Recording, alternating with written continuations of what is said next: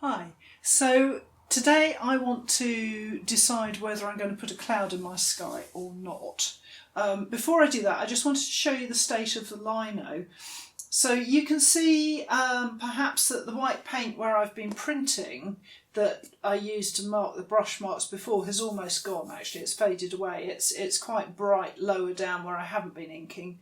But the carbon is holding nicely, so I haven't lost my carbon drawing at all.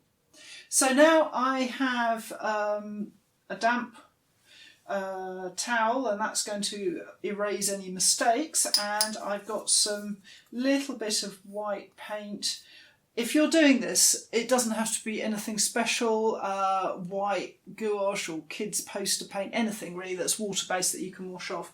And I've got a decorator's brush here, and I'm just thinking about the cloud and how clouds work, and I'm thinking it might sort of bubble up from behind the hill, but I'm also being pragmatic.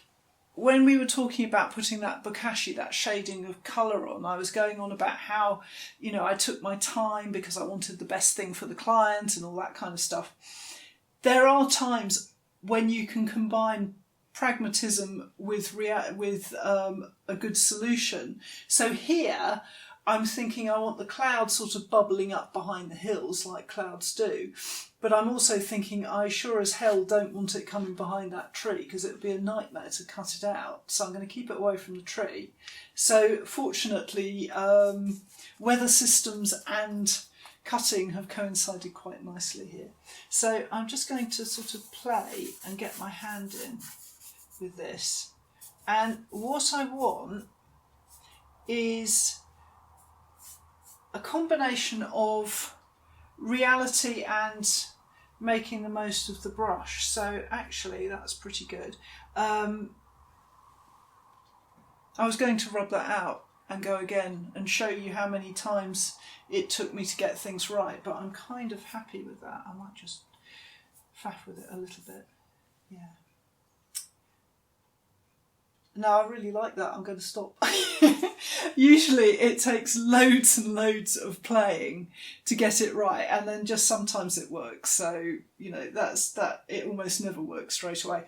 One thing I do need to be careful of, though, is when I'm cutting around it, that I need to know where the hill is.